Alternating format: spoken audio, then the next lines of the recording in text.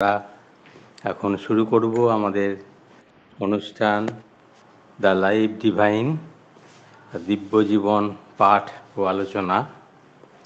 পাঠ ও আলোচনা করবেন শ্রী সুধেন্দু সাহা।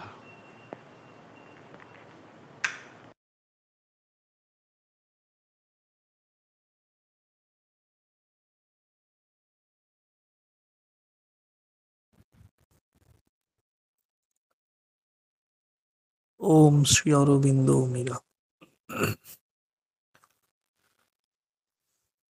উপস্থিত সবাইকে শ্রদ্ধা জানাই। আর্থিক বছরের সূচনা, বঙ্গ নববর্ষ এগিয়ে এসেছে পায়ে পায়ে। প্রস্তুতি চলছে অনেক রকম, চারিদিকে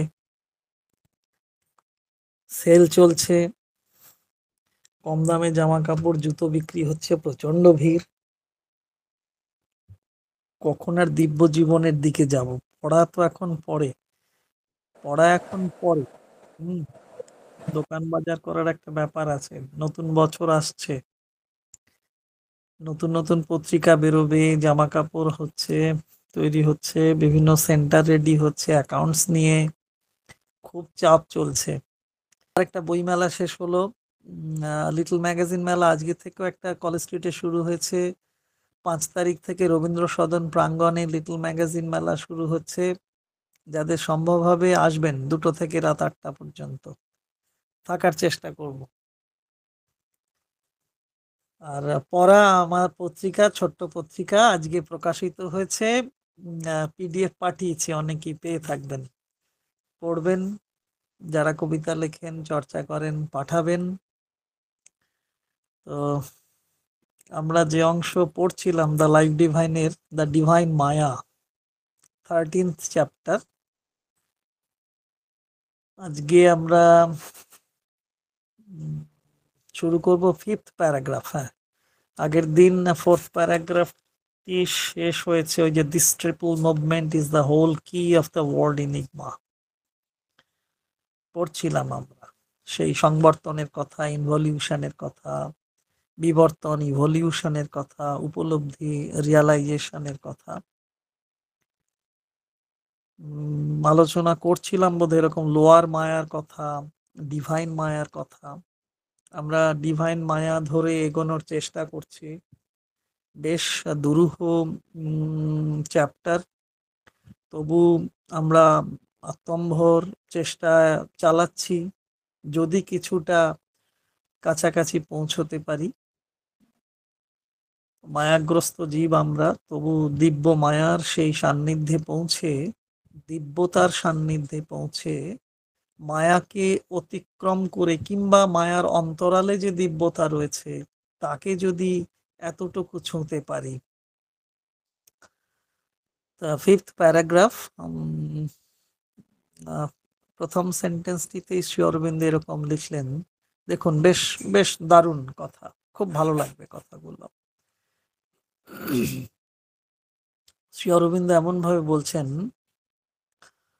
ওই আমরা আগের দিন যে পর্বে, যে ওই ভেদ পর্ব থাকবে না, ভেদ বিভেদের মধ্য দিয়েই আমরা এগোতে থাকব, মূলত আমরা লক্ষ্য নিয়েছি অভেদের সত্যকে জানার জন্যই এগোচ্ছি। এই উপলব্ধির জায়গায় কোন কোন সাধক সাধিকা নিশ্চয়ই পৌঁছেছেন। সেই জায়গায় দাঁড়িয়ে শ্রী অরবিন্দ আমাদের জন্য লিখছেন এরকম কথা,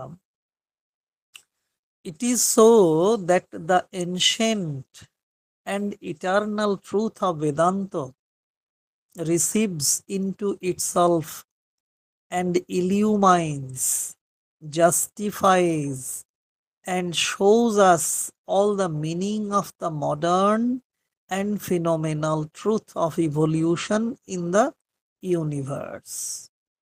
এই ইভলিউশন কথাটা উচ্চারণ করলেন শ্রী অরবিন্দ।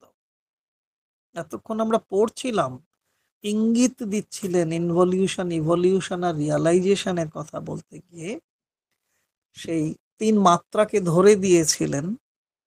ওয়ার্ল্ড ইনিগমাকে ধরবার জন্য যে কি, যে চাবি, তা ওই 3টি সূত্র ধরে এগোলে পাওয়া যায়। তার মধ্যে মধ্যবর্তী ইভলিউশনকেই বললেন, it is so that the ancient and eternal truth of Vedanta receives into itself and illumines, justifies, and shows us all the meaning of the modern and phenomenal truth of evolution in the universe. আমাদের পথ চলাকে আরো সহজতর করে দিচ্ছেন শ্রী অরবিন্দ। যে বিশ্ব পরিণামের কথা বলি, বিশ্ব পরিণামের এই ছন্দকে আমরা রূপায়িত দেখি প্রাচীন বেদান্তের শাশ্বত অনুভবে, এবং সেই দর্শনের আলোকে পাই এ যুগের প্রাতিভাসিক পরিণামবাদের সত্য পরিচয়। সেই ফিনোমেনাল ট্রুথ, তার মধ্যেও তো সেই প্রাতিভাসিক পরিণামবাদের মধ্যেও যে সত্য রয়েছে, তাকে আমরা খুঁজে পাই সেই বিবর্তনের মধ্য দিয়ে। যে ইভলিউশন, যে বিবর্তন, যে পরিণামবাদ আমরা বলে থাকি, ইভলিউশন, তার নাম বিবর্তন বলি বা পরিণামবাদ বলি, তার সারাংশ প্রাচীন ঔপনিষদিক সত্য ভাষণ। কোথায়? ঔপনিষদিক সত্য ভাষণ মানে বেদান্ত, তাতে পাওয়া যায়। তাহলে আমরা যে ইভলিউশনের তত্ত্ব নিয়ে এগোচ্ছি, বিবর্তনের ধারায় এগোচ্ছি, পরিণামবাদের ধারা ধরে এগিয়ে চলেছি অগ্রগতির পথে, প্রগতির পথে, লক্ষ্য পূরণের জন্যে, সেই অংশ, তার কথা বেদান্তে পাওয়া যায়। সেই যে সত্য ভাষণ, প্রকৃত সত্যের সন্ধান আমরা পাই সেই বেদান্তের মধ্যে। এবং সেই সত্যের আলোতেই আধুনিক বিবর্তনের সত্য অর্থ আলোকিত হয়ে আছে। আজকের যে মডার্নিজম, পোস্ট মডার্নিজম যে তত্ত্বই আলোচনা করুক না কেন, all the meaning of modern and phenomenal truth, ইভলিউশনের ধারা ধরে বিশ্ব পরিণামের যে ধারা চলেছে, তার আধুনিক এবং আধুনিকতম প্রাতিভাসিক সত্য সেই বেদান্তের মধ্যে রয়েছে। আর সেই সত্যের আলোতেই আমরা আলোকিত।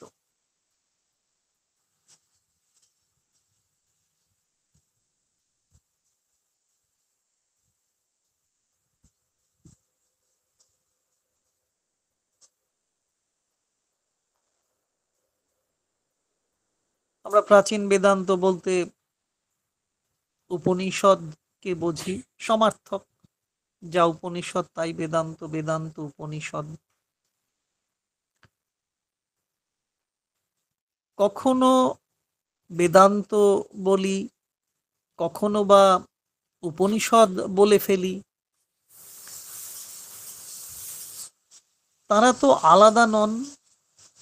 তাহলে তার মধ্যে নিহিত সত্যের আলোকে আজকের আধুনিকতম যে রূপায়ণ, তাও সেই সত্যের আলোয় আলোকিত।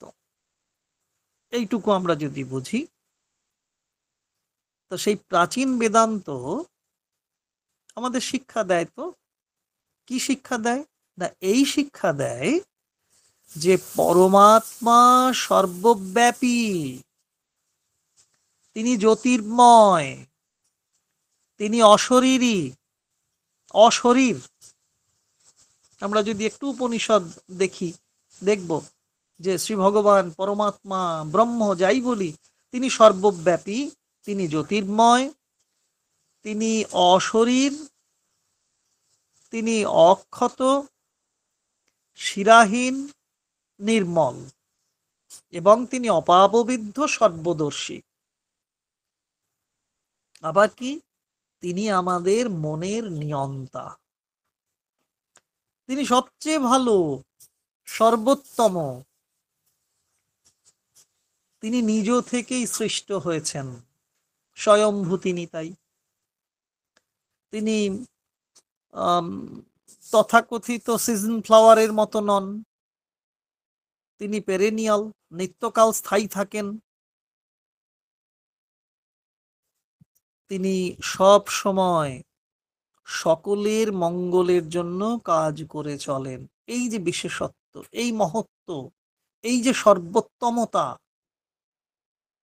পরমাত্মার সংজ্ঞা যেন আমাদের কাছে খুব সহজ একটা দিক তুলে ধরে যে তিনি কারোর ক্ষতি করেন না।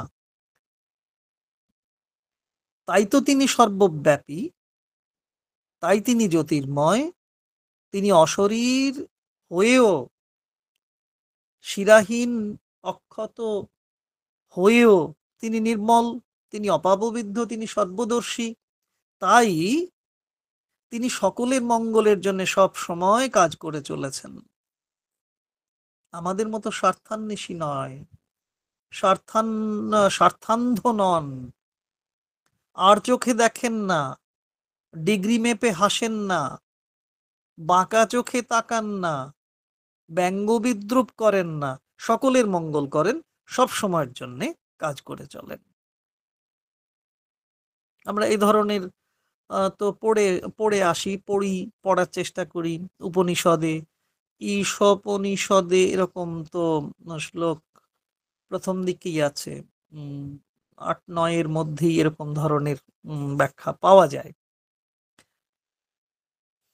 প্রাচীন উপনিষদ এ কথাও তো বলেন, আরো যে উপনিষদ রয়েছে তাতেও তো আমরা এটুকু দেখতে পাই, পৃষ্ঠা উল্টে পাল্টে একটু দেখি যে তিনি অদ্বিতীয় এবং নির্বিশেষ। আমরা আমাদের প্রয়োজন সম্বন্ধে না জানলেও তিনি আমাদের যা যা প্রয়োজনীয় সবকিছুরই আয়োজন করেন। এই যে তার অদ্বিতীয় ভাব, তার যে নির্বিশেষ ভাব, এই তো মহত্তম, সর্বোত্তম পরমাত্মা। তিনি আমরাও আমাদের প্রয়োজন সম্পর্কে সবসময় সজাগ থাকি না, সচেতন থাকি না, ওয়াকিবহল থাকি না, কিন্তু তিনি আমাদের কতটুকু প্রয়োজন সবটুকু জানেন। মাসের ১ম তারিখ আজকে, প্রসপারিটি ডে, শ্রী অরবিন্দ আশ্রম, মনে করুন প্রসপারিটি ডের যে বর্ণনা আমরা শ্রী নারায়ণ প্রসাদের লেখা পাই, নীরদ বরণের লেখায় পাই, চম্পকলালের লেখায় পাই, নলিনীদার লেখায় পাই, এমপি পণ্ডিতের লেখায় পাই, প্রণব ভট্টাচার্যের দাদার লেখায় পাই। আমরা সেখানে কি দেখেছি? মাসের ১ম তারিখে মা প্রসপারিটি দিতেন। কোন কোন আশ্রমাইটির কি কি প্রয়োজন তিনি তা জানতেন, তাকে দিতেন। এমনও ঘটনা ঘটেছে, প্রতি মাসে একজন সাধিকা সাবান নিয়ে যান, কয়েক মাস পর পর সাবান নিয়েছেন, পরের মাসেও এসেছেন ১ তারিখ, মাকে বলছেন, হাত বাড়িয়েছে, সাবান দাও। যে বাছা, তোমার ঘরে যে অনেকগুলো সাবান জমা আছে, তোমাকে তো সাবান দিতে পারি না। পরে সেই সাধিকা আশ্চর্য হয়ে বলে যে মা এগুলো জানলেন কি করে? ওই যে তিনি সর্বদর্শী, তিনি সর্বোত্তম, তিনি সকলের মঙ্গলের জন্য কাজ করে চলেন। তাই একজনকে অধিক দিলেন অপ্রয়োজনে, তিনি জানেন কার কতটুকু প্রয়োজন। তাই আমরা আমাদের প্রয়োজন সম্বন্ধে না জানলেও তিনি আমাদের যা যা প্রয়োজনীয় সবকিছুরই আয়োজন করেন। আজকে শ্রী অরবিন্দ আশ্রমে গিয়ে আমরা তো কই ফিরে আসি না, আমরা সবটুকু সেখানে পাই। সেই সমাধি স্পর্শ করে নীরবে যা যা জানাই, তার উত্তর সমাধান সবই আসে, পাওয়া যায়। তাহলে আমাদের যা যা প্রয়োজন সবই তিনি দেন, সব আয়োজন করেন। বিশ্বের ধ্বংস হোক বা স্থিতি হোক, সবকিছুতেই তিনি থাকেন। তিনি সব সময় আমাদের তাঁর আশ্রয়ে রাখেন, কোনো সময় সরে যান না। এরকম ধরনের বর্ণনা শ্বেতাশ্বতর উপনিষদে রয়েছে।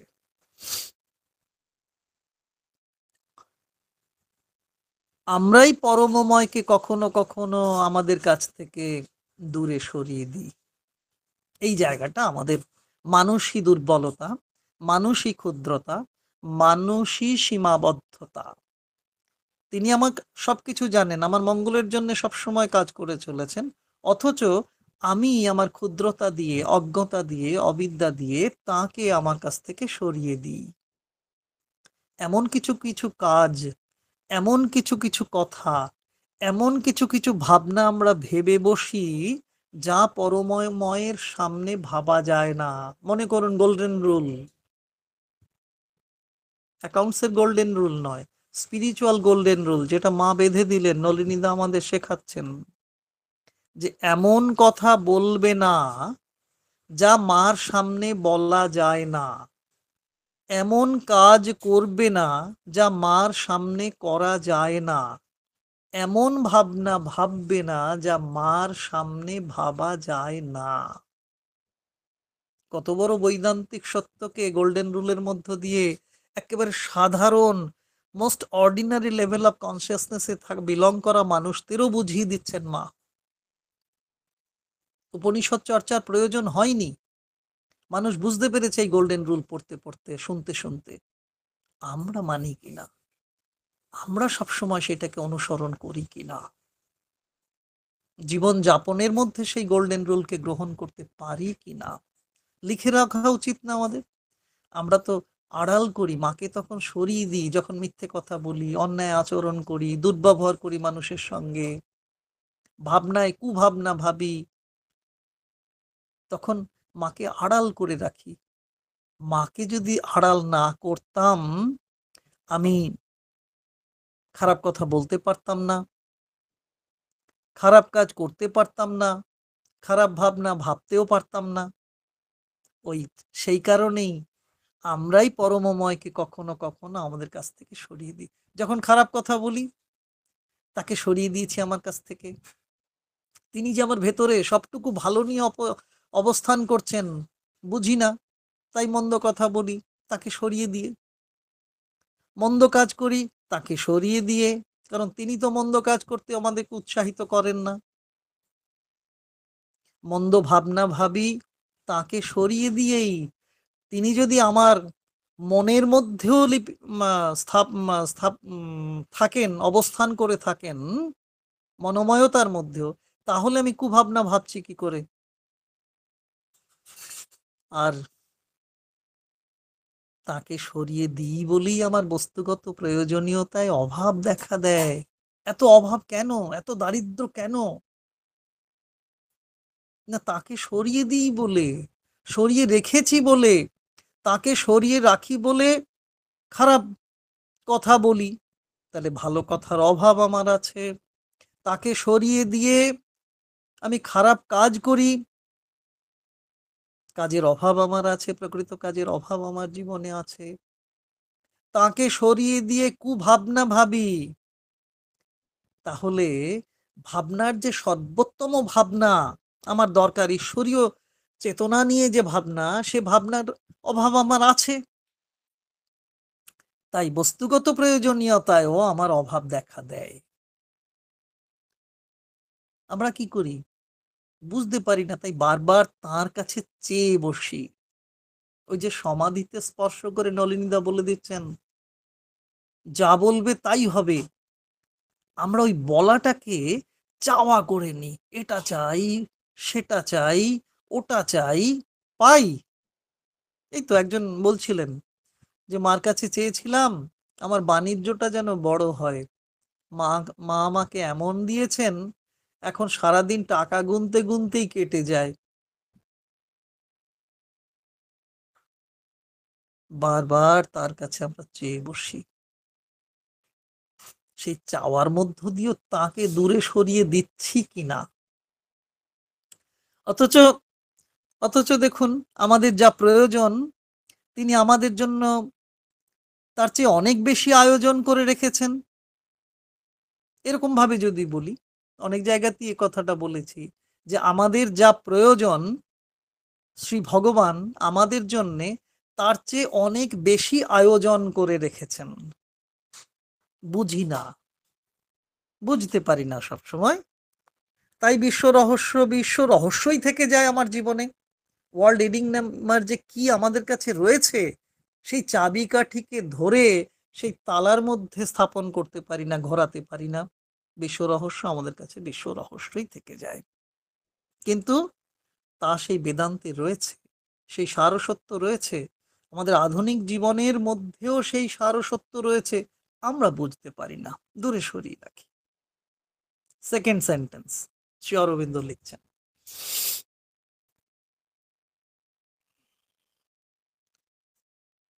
বলছেন, and it is so only that this modern truth of evolution, which is the old truth of the universal developing itself successively in time, seen opaquely through the study of force and matter, কি বলছেন, can find its own full sense and justification, কিভাবে, by illuminating itself with the light of the ancient and eternal truth still preserved for us in the Vedantic scriptures, যে বৈদান্তিক সত্য উপস্থাপিত হয়েছে দিব্য জীবনে, স্পষ্ট করে দিচ্ছেন এই ডিভাইন মায়ার মধ্যে শ্রী অরবিন্দ। আমরা মানতে পারি না, আমরা চলতে পারি না, আমরা নিজেদের পঙ্গুত্ব নিজেরা সৃষ্টি করি, তাই ইলুমিনেশন আমাদের হয় না। কিন্তু ফুল সেন্স এন্ড জাস্টিফিকেশন কখন আসছে ফোর্স এন্ড ম্যাটারের? আমরা দেখতে পাই, by illuminating itself with the light of the ancient and eternal truth. আলো না জানলে তো অন্ধকার অন্ধকারই থেকে যায়। শাস্ত্রের মধ্যে শাস্ত্র উৎসাহ গুরু কালো 4/8 শ্রী অরবিন্দ বলে গেছেন দ্য সিনথেসিস অফ যোগাতে, সেই স্ক্রিপচার্স এর কথা, বেদান্তিক স্ক্রিপচার্স কে গুরুত্ব দিচ্ছেন শ্রী অরবিন্দ। অনুবাদ করছেন শ্রীমৎ অনির্বাণ। যাদের কাছে বাংলা অংশ আছে দেখুন, এরকম ভাবে অনুদিত হয়েছে, কালের কলনায় বিশ্ব পরিণামের যে লীলা দেখেছিলেন প্রাচীন ঋষি, আজ বৈজ্ঞানিকও শক্তি ও জড়ের তত্ত্বালোচনায় তারই অনচ্ছ, এই যে ওপেক, তারই অনচ্ছ পরিচয় পেয়েছেন। সে পরিচয়কে সুস্পষ্ট ও সুপ্রমাণ করতে হলে আবার তাকে উদ্ভাসিত করতে হবে আমাদেরই ভাণ্ডারে সঞ্চিত বেদান্তের পুরাণ ও শাশ্বত সত্যের জ্যোতিতে। গুরুত্ব দিচ্ছেন, আমাদের ভাণ্ডারে সঞ্চিত রয়েছে, আমাদের ব্যাংকের ভল্টে সেটা রয়েছে, আমরা তাকে নিয়ে আসছি কিনা। ওই মাসে মাসে নিয়ম করে ভল্ট খুলে ম্যানেজারের পারমিশন নিয়ে ভল্টে দেখে আসতে হয় না গয়নাগুলো ঠিকঠাক আছে কিনা। আমরা দেখব কিনা সেই সঞ্চিত বেদান্তের পুরাণ এবং শাশ্বত সত্যের জ্যোতিতে সবকিছু আমরা উন্মিলিত করতে পারি না কিনা। ভাদ্র মাসে শাড়ি গয়না, শাড়ি কাপড় রোদ্দুরে দিতে হয়। দুর্গা আসবেন, দেবী দুর্গা বঙ্গে আসবেন বা দেশে আসবেন, ভূমিতে আসবেন, এই পৃথিবীতে মর্তে আসবেন, তার আগে সবকিছু সেই স্বর্ণালোকিত আলোয় স্বর্ণমণ্ডিত করে তুলতে হয়। আমরাও যদি বেদান্তের পুরাণ এবং শাশ্বত সত্যের জ্যোতিতে আমাদের জীবনকে মুখরিত করতে পারি, আলোকিত করতে পারি, জ্যোতিরুদ্ভাসিত করতে পারি, তাহলে আর কিছু অনচ্ছ থাকে না, অস্বচ্ছ থাকে না। প্রাচীন ঋষিরা এগুলো দেখেছেন সেই সত্য, আজকের বৈজ্ঞানিকেরাও তা দেখছেন শক্তি এবং জড়ের মধ্যে। তবে সেই পরিচয়কে খুব স্পষ্ট করতে গেলে, প্রমাণকে দৃঢ়ভাবে প্রতিষ্ঠিত করতে হলে আমাদের সেই সঞ্চিত বেদান্তের কাছে পৌঁছে যেতে হবে। তার কাছে গেলে আমরা আলোকিত হব। দুর্যোধনের সবটুকু আলোময় হয়নি, তাই একাংশ শরীরের অন্তত ছিল যেখানে আঘাত সে পেতে পারে। আমরা তো সর্বাংশকে উন্মিলিত করে রেখেছি, আলোয় আলোকিত করতে পারিনি, জ্যোতিরুদ্ভাসিত করতে পারিনি, অথচ আমাদের সেই সুযোগ আছে।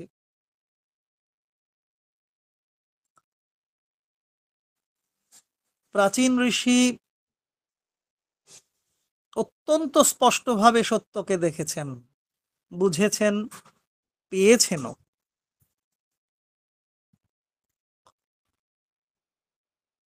আজকের আধুনিক বিজ্ঞানের গবেষকরাও সেই সত্যকেই জড় এবং শক্তির মধ্যে দেখতে পাচ্ছেন। সেটা ওপেকলি হলেও হতে পারে, অস্বচ্ছ হতে পারে, অনচ্ছভাবে হলেও, স্পষ্ট নয়, স্বচ্ছভাবে হয়তো দেখতে পাচ্ছেন না। কেউ কেউ যে দেখতে পাচ্ছেন না তাও নয়, কেউ কেউ তাও দেখতে পাচ্ছেন। স্বচ্ছভাবেও যে দেখছেন না বা পারছেন না তা নয়, তা বোধহয় বলা সবসময় ঠিক হবে না। সব বৈজ্ঞানিকের আবিষ্কারের মধ্যেও যে সত্য নেই, সবই যে সব সত্যই যে অস্বচ্ছ বা অনচ্ছ তা নয়। যারা কি বলবো, যারা সত্যকে আধুনিক বিজ্ঞানের চর্চার মধ্যেও পাচ্ছেন, তাদের মধ্যে ঋষি সুলভ দ্রষ্টা ভাব আছে, বলতে পারি তো, বলা যায় বোধহয় গর্বের সঙ্গে, খুব আনন্দের সঙ্গেই স্বীকার, আমরা উচ্চ কণ্ঠে বলতে পারি যে কোনো কোনো বৈজ্ঞানিকের মধ্যে সে ঋষি সুলভ দ্রষ্টাভাব আমরা দেখি। খুব ছোট্ট বয়সে জগদীশচন্দ্র বসু সন্ধেবেলা খেলা থেকে ফিরে ঘরে ঢুকছেন, একটি গাছের পাতা ছিঁড়ছেন, অন্ধকার হয়ে গেছেন, অন্ধকার হয়ে গেছে, তখন সন্ধ্যা ঘনিয়ে এসেছে। মা বলছেন, বাছা এ সময় পাতা ছিঁড়তে নেই। কেন মা? ওরা যে সূর্য অস্ত গেলে ওরা যে ঘুমিয়ে পড়ে বাছা, ঘুমন্ত অবস্থায় কারুকে আঘাত করতে নেই। এ কি বেদান্তের কথা নয়? এ কি ঔপনিষদিক সত্য নয়? জগদীশচন্দ্রের ভাবে, তার আবিষ্কারে সেই ঋষি সুলভ দ্রষ্টাভাব আমরা দেখিনি, দেখি না? নিশ্চয়ই আছে, আরো আরো। আমি কোনো অন্য কোনো উদাহরণে, আমি একটা নামে গেলাম, এরকম অসংখ্য অসংখ্য উদাহরণ আছে। সে আর্কিমিডিসের কথা যদি বলি, আইনস্টাইনের কথা যদি বলি, কোপার্নিকাসের কথা যদি বলি, বা আমাদের ভারতীয় বিজ্ঞানী যারা আছেন, তারা সত্যকে আধুনিক বিজ্ঞানের চর্চার মধ্যেও পাচ্ছেন, পেয়েছেন। তাহলে তাদের মধ্যে ঋষি সুলভ দ্রষ্টাভাব আছে। তারাও তো, আজকে প্রফুল্লচন্দ্র রায়কে তো আমরা ঋষিকল্প বলি, বলি না? তারা আদি অনন্ত শাশ্বত চর্চার মধ্যেই আছেন। সবাই না হলেও কেউ কেউ অবশ্যই সত্যের গভীর সত্যকে, সত্যের ভিতরকার গভীরতর গভীরতম সত্যকে খুঁজে পেতে নিচ্ছেন।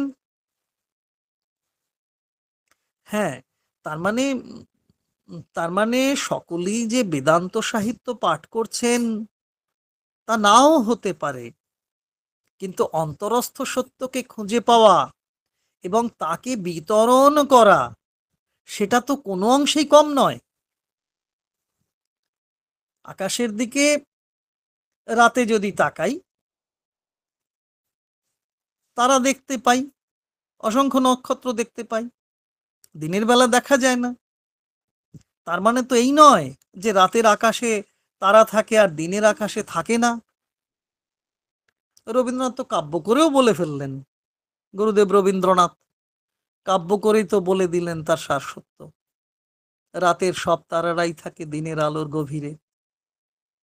না, তিনি বানিয়ে বলেননি, কবিতা যদিও বলেছেন যে কি জানি বানিয়ে বললেন নাকি, রাতের সব তারারাই থাকে দিনের আলোর গভীরে, থাকে। তো আমরাও দেখব, আমরা যে পথ ধরে চলেছি, যে কাজ করে চলেছি, যে ভাবনা ভেবে চলেছি, প্রত্যেকটার মধ্যে নিগূঢ় সত্য রয়েছে, গুহাহিত হয়ে সত্য রয়েছে।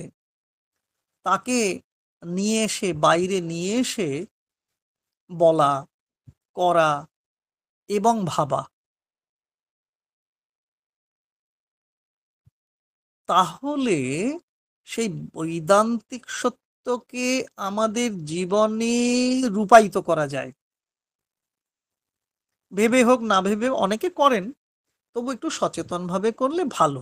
শ্রী অরবিন্দ এবং শ্রীমা এই জায়গাটায় তো গুরুত্ব দিয়েছেন যে সব কাজই হচ্ছে, ঠিকই হচ্ছে, তবে একটু সচেতন ভাবে করা ভালো, তাহলে ভালো হয়। থার্ড সেন্টেন্সটা পড়ি।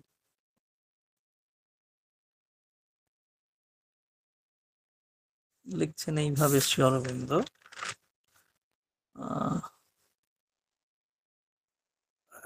ওই যে ডিসকাভারি তো আগে দেখছি যে উন্মিলন, বারবার সেই বেদান্তের কাছে মানে পৌঁছে যাওয়া, তার সেখানে যে স্বর্ণখনি আছে সেই স্বর্ণখনিকে পাওয়ার জন্য।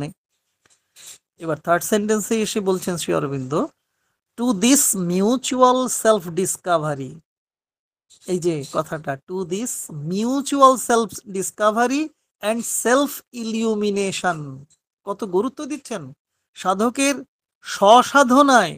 শ্রী অরবিন্দ ভীষণভাবে গুরুত্ব দিচ্ছেন। To this mutual self discovery and self illumination by the fusion, কথাটা খুব মিউজিকে এখন শুনতে পাই, by the fusion of the old eastern and the new western knowledge, the thought of the world is already turning. কি আধুনিকতম জায়গায় শ্রী অরবিন্দ আমাদের ঘুরিয়ে দিচ্ছেন, স্টিয়ারিংটা কিরকম ঘুরিয়ে দিচ্ছেন দেখুন। এমনি করে প্রাচ্যের পুরাণ জ্ঞান আর প্রতীচ্যের নবীন জ্ঞানের অনন্য সঙ্গমে ফুটবে তাদের পরস্পরের দীপ্ত পরিচয়। এই যে দেবে আর নিবে, মিলাবে মিলিবে, যাবে না ফিরে, তাহলে ইস্টার্ন এবং নিউ ওয়েস্টার্নের সঙ্গে একটা ফিউশন, একটা মেলবন্ধন, তার মধ্য থেকে পরস্পরের দীপ্ত পরিচয়। তাহলে ইস্টার্নের যে ঐতিহ্য আর নিউ ক্লাসিক্যাল ওয়েস্টার্নের যে বৈশিষ্ট্য, তার যদি ওতপ্রোত মেলবন্ধন ঘটে, তাহলে কি না আজ জগতের ভাবধারা চলেছে যেন সেই মুক্ত বেনিরই অভিমুখে। আজকে তাই তো, প্রাচীনতা রয়েছে, অন্তরে অন্তরে সেই সত্য রয়েছে, সেই ঋদ্ধতা রয়েছে, সেই পূর্ণতা রয়েছে, আর বাহিরে সেই ওয়েস্টার্নিজমের ম্যানিফেস্টেশন, অথচ ভিতরে ভিতরে সেই সত্যকে আঁকড়ে থাকা, পড়ে থাকা। এটা এটা পন্ডিচেরিতেই সবচেয়ে ভালো দেখা যায়। শ্রী অরবিন্দ আশ্রম কেন্দ্রিক যে সাধনা, সেখানে তার প্রতিফলন স্পষ্টতর, স্পষ্টতম হয়ে ওঠে। এখানে সেজন্য ভেক পোশাক নেই, কণ্ঠী ধারণ করতে হয় না, আলাদা করে জব ওই বিটস কাউন্টিং করতে হয় না, উপোস আদি পালন করতে হয় না, অথচ সবই আছে।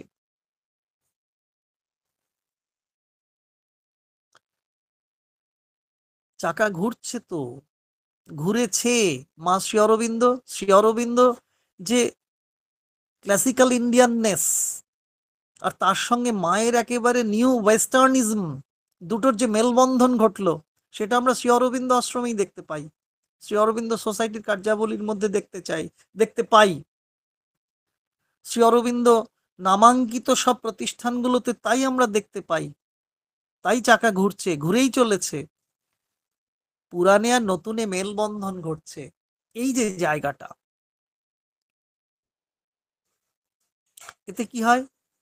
সমৃদ্ধি আসে, সমৃদ্ধি লাভ করা যায়, সমৃদ্ধ হওয়া যায়। দরকার কি? প্রাচীনের প্রতি নবীনের শ্রদ্ধা। এটা খুব ইম্পর্টেন্ট থিং। আজকে কোনো ডাক্তারবাবু প্রেসক্রাইব করবেন কিনা যে প্রাচীনের প্রতি নবীনের শ্রদ্ধা প্রয়োজন, বয়স্কদের প্রতি আমাদের শ্রদ্ধা দরকার, এবং কি থাকবে সেই সঙ্গে সঙ্গে? নবীনের প্রতি প্রাচীনের আশীর্বাদ। যিনি বয়স্ক, বয়োজ্যেষ্ঠ বা জ্যেষ্ঠা, তিনি নবীনকে গ্রহণ করবেন, আর সেই গ্রহণ করার মধ্যেই তাকে সুযোগ দেবেন কাজ করার, তার মধ্যেই থাকবে আশীর্বাদ। আমাদের প্রবীণ ও নবীনতার ভিন্নতা দূর করে দেয় এর ফলে। যে প্রবীণ প্রবীণ থাকো, নবীন নবীন থাকো, তা নয়। পরস্পরের মেলবন্ধন ঘটবে। প্রবীণের অভিজ্ঞতা আর নবীনের সক্ষমতা যদি মেলবন্ধন ঘটানো যেত, তাহলে সব ভিন্নতা দূর হয়ে যেত। তখন আসতো অভিন্নতা, যাত্রাপথ সুগম হবে। যারা কোনো দিন পথ চলার সাহস করেননি, তাদের মধ্যেও ইচ্ছে জাগে, একটু একটু করে পা ফেলার উদ্যোগ নেন তারা। আর একটু পা ফেলতে পারলে, একটু অংশগ্রহণ করতে পারলে অধ্যবসায় বাড়তে থাকে। ক্রমে ক্রমে ক্রমে ক্রমে পারফেকশনের দিকে, পূর্ণতার দিকে, পরিণতির দিকে যাওয়া যায়। সেই রবীন্দ্রনাথের গানই মনে পড়ছে। সেদিন কল্পনা দি গাইছিলেন কি সুন্দর করে ইস্তালকাটা ব্রাঞ্চে 29 তারিখ, যে আপন হতে বাহির হয়ে বাইরে দাঁড়ানোর স্বপ্ন দেখা যায় তখন। ওই যে পরিণতির দিকে যাচ্ছি।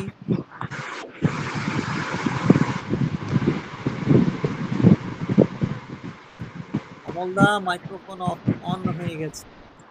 ও আচ্ছা।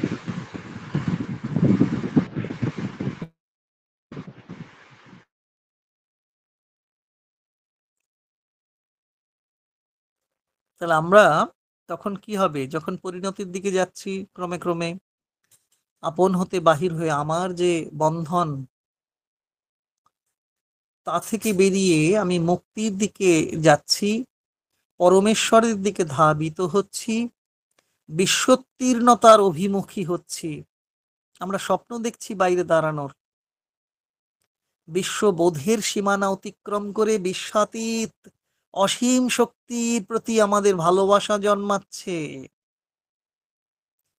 নিজের মধ্যে বিশ্ববোধের চেয়ে, এই যে বিশ্ববোধ আমার মধ্যে আছে আছে আছে, আমার মধ্যে, আমাদের মধ্যে, আমাদিগের মধ্যে বিশ্ববোধ আছে, কিন্তু নিজের মধ্যে বিশ্ববোধের চেয়ে আরো বেশি, আরো মহান সচ্চিদানন্দ বোধও আসতে পারে বিশ্বোত্তীর্ণতায়।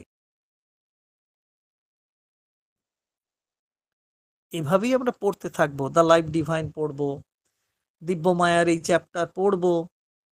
এবার তো পরের পরের প্যারাগ্রাফ এসে যাচ্ছে, 6 প্যারাগ্রাফ পড়া যাবে কতটুকু দেখি। 6 প্যারাগ্রাফের প্রথম সেন্টেন্সটা শ্রী অরবিন্দ এরকম লিখলেন। আমরা তাহলে এই জায়গায় পড়লাম যে ওয়েস্টার্ন আর ইস্টার্নের একটা মেলবন্ধন করার চেষ্টা করছি।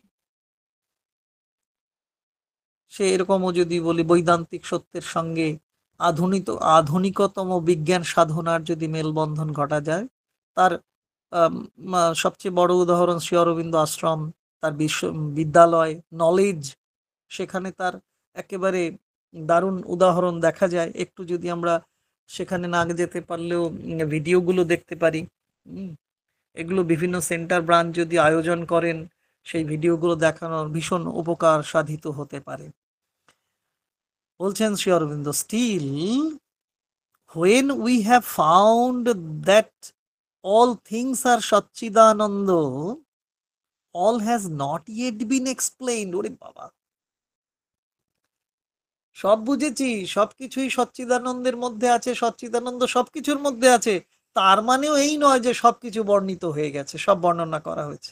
তবে বাংলা করছেন শ্রীমত অনির্বাণ, তবু সর্বং খল্লিদং ব্রহ্ম, শুধু এই তত্ত্বের আবিষ্কারে সকল সমস্যার সমাধান হয় না। ওরে বাবা, তাহলে আমি তো বুঝে ফেলেছি সবকিছুর মধ্যেই সচ্চিদানন্দ, থিওরিটিক্যালি সচ্চিদানন্দ সবকিছুর মধ্যে বিরাজিত, থিওরিটিক্যালি এটুকু বুঝলেই সব হয় না, এটাই বলছেন শ্রী অরবিন্দ। আমরা থিওরি হিসেবে সবাই জয় মা করি। খেয়েছো? হ্যাঁ, মায়ের করুণায় খেলাম, মায়ের কৃপায় খাওয়া হলো, এগুলো একটা অলংকার হয়ে দাঁড়িয়েছে আমাদের কথার। কিন্তু সত্য সত্যই কি উপলব্ধ সেটা? শ্রী অরবিন্দ বলে দিচ্ছেন, still when we have found that all things are Satchidananda, all has not yet been explained. সবকিছুতে শ্রী ভগবানের বিরাজমানতা উপলব্ধি করছি, যদি উপলব্ধি করে থাকি, তাও সব বর্ণনা করা যায় না, সব সমস্যার সমাধান হয় না। তাহলেও কিছু সমস্যা থেকে যায়। ওরে বাবা, তাহলে যাবোটা কোথায়?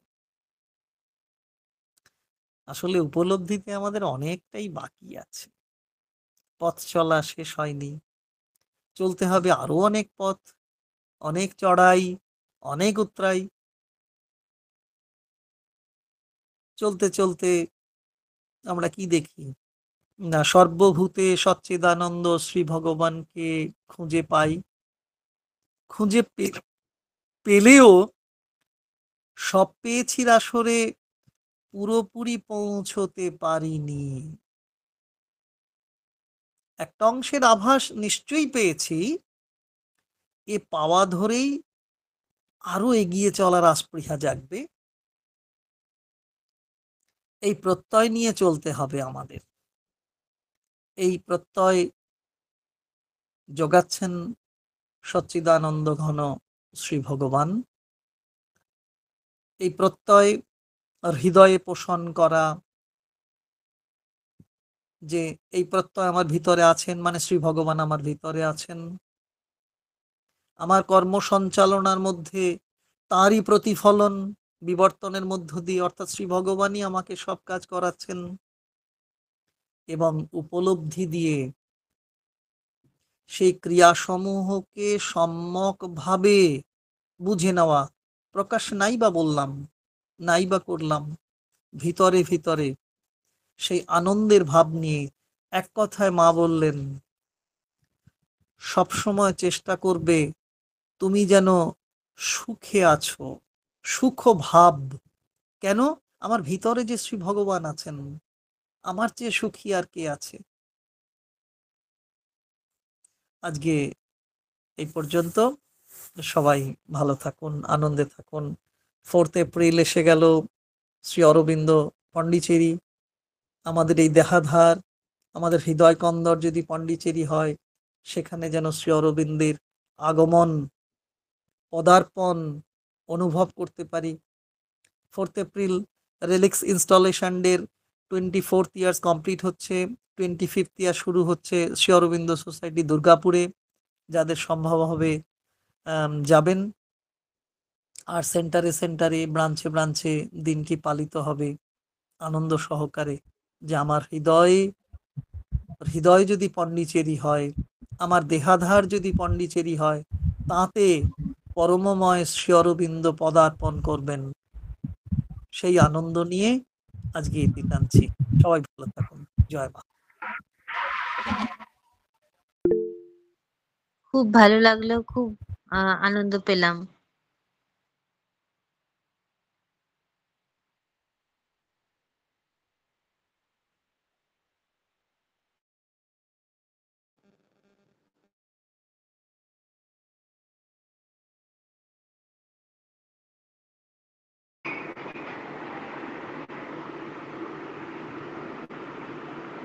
আমরাও একটা অন্য জগতে যেন চলে গিয়েছিলাম, কিন্তু ঘড়ির কাঁটা অনুযায়ী তো আমাদের থামতেই হবে। আমরা আমাদের অনুষ্ঠান এখানে শেষ করছি। মায়ের প্রতি কৃতজ্ঞতা জানাই এবং উপস্থিত সকলকে জানাই শ্রদ্ধা, এবং কামনা করি প্রত্যেক দিন রাত 8টা থেকে আমরা যেন একসঙ্গে এই প্ল্যাটফর্মে মিলিত হতে পারি। শুভরাত্রি।